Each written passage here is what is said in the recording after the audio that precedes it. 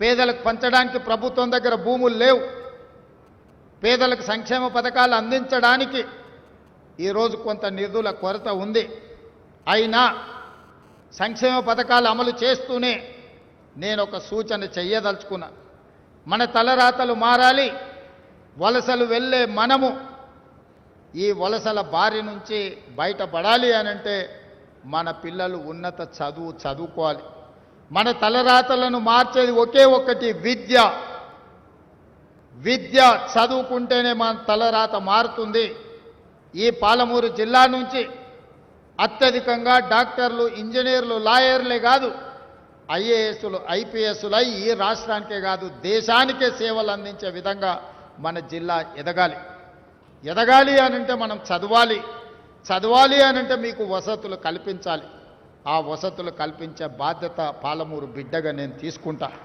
ఎక్కడ ఏమి కావాలన్న విద్యకు నిధులు అందించడంలో మనకు దరిద్రం లేదు. ఈ ప్రాంత సాగునీటి ప్రాజెక్టులు దశాబ్దాలుగా నిర్లక్ష్యానికి లోనైనాయి.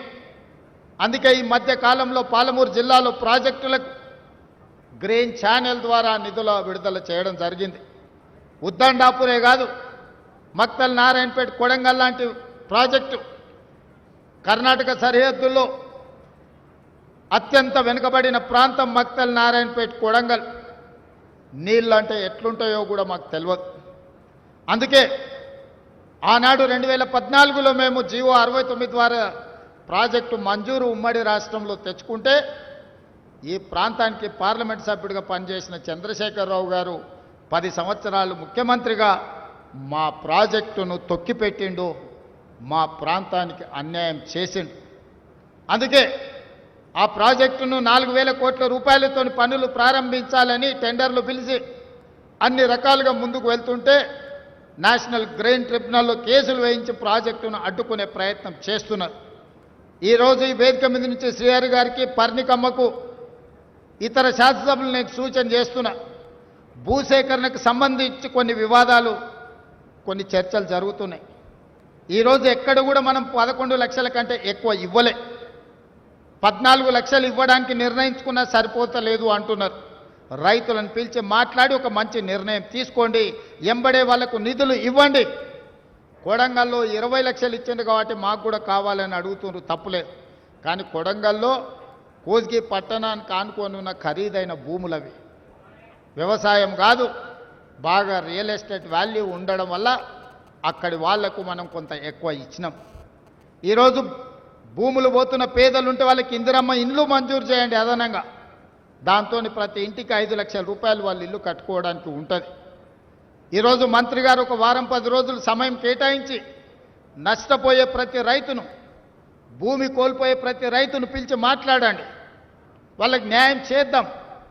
వాళ్ళని కలెక్టర్ గారితో అండర్టేకింగ్ ఇప్పించండి, మంచి నష్టపరిహారం ఇద్దాం. ఈరోజు మీ సోదరుడు తెలంగాణ రాష్ట్ర ముఖ్యమంత్రిగా ఉన్నాడు.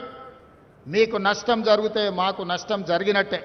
పాలమూరు రైతాంగానికి నష్టం జరిగితే నాకు, శ్రీహరికి, పర్ణికమ్మకు అందరికీ నష్టం జరిగినట్టే. మీ నష్టాన్ని ఎట్టి పరిస్థితుల్లో మేము నష్టం జరగనివ్వం. మీకు న్యాయం చేసే బాధ్యత నాది.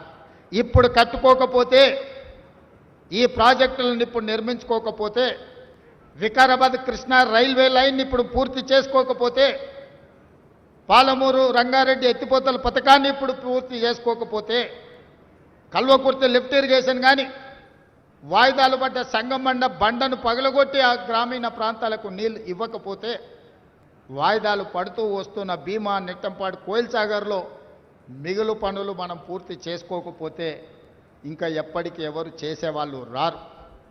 నా సూచన ఒక్కటే రైతాంగానికి, నారాయణపేట, మహబూబ్ నగర్ కలెక్టర్లు కానీ ఇతర జిల్లా కలెక్టర్లకు వెళ్ళండి, రైతుల దగ్గరికి మాట్లాడండి. వాళ్ళని మీ కార్యాలయం పిలిచడం కాదు, మీరు క్షేత్రస్థాయికి వెళ్ళండి, రైతులతో మాట్లాడండి, వాళ్ళని ఒప్పించండి. వాళ్లకు మంచి నష్టపరిహారం ఇచ్చి ఆ భూములను తీసుకుందాం. ఈరోజు నిధులకు ఇబ్బంది ఉన్నది, అయినా మన జిల్లా మీద ప్రత్యేకమైన దృష్టి పెట్టి నిధులను ఇస్తున్నాం. మీడియా మిత్రులకు కూడా నా సూచన, చిన్న చిన్న వార్తలు, కొంతమంది తప్పుడు వార్తలు లేకపోతే కొన్ని రాజకీయ పార్టీలు అడ్డుకోవాలని చేస్తున్న ప్రయత్నాలను మీరు ప్రజలకు కళ్ళకు కట్టినట్టుగా చూపించండి. అవకాశం పోతే మళ్ళీ రాదు. ఆనాడు బూర్గుల రామకృష్ణారావు గారి తర్వాత 75 సంవత్సరాలు ఎదురు చూడవలసి వచ్చింది. ఈ 75 సంవత్సరాలలో ఈ జిల్లాలో ఒక్క ప్రాజెక్ట్ అన్న పూర్తయిందా మీరు ఆలోచన చేయండి. ఉమ్మడి రాష్ట్రంలోనే కాదు, తెలంగాణ రాష్ట్రంలో కూడా మన జిల్లాలో ప్రారంభించిన ప్రాజెక్టులు పూర్తి కాకపోవడానికి కారణం నాయకత్వ లోపము, నాయకత్వ నిర్లక్ష్యము, నిధుల అలసత్వం కాదా? మరి ఈరోజు చెయ్యాలని సంకల్పంతో ముందుకొచ్చి నిధులు మీకు విడుదల చేస్తున్నప్పుడు కొన్ని రాజకీయ పార్టీలు అడ్డుకోవాలనే ప్రయత్నం చేస్తున్నాయి. ఈ అడ్డుకోవాలనే ప్రయత్నాన్ని మీడియా మిత్రులు మీరు అడ్డుకోండి. ఇది మన జిల్లాకు మనం చేసుకుంటున్న మేలు, మన జిల్లాను మనం అభివృద్ధి చేసుకుంటున్నాం. మీరు కూడా ఈ ప్రాంత రైతాంగం కుటుంబాలే, మీకు కూడా ఈ జిల్లాను అభివృద్ధి చేయాలి. ఈ జిల్లా బాగుపడాలంటే రెండు ప్రధానమైన విషయాలు. మొదటిది ఎడ్యుకేషన్, రెండవది ఇరిగేషన్. దేశ స్వతంత్రం వచ్చినప్పుడు పండిత్ జవహర్లాల్ నెహ్రూ గారి రెండింటి మీదనే ఫోకస్ పెట్టింది.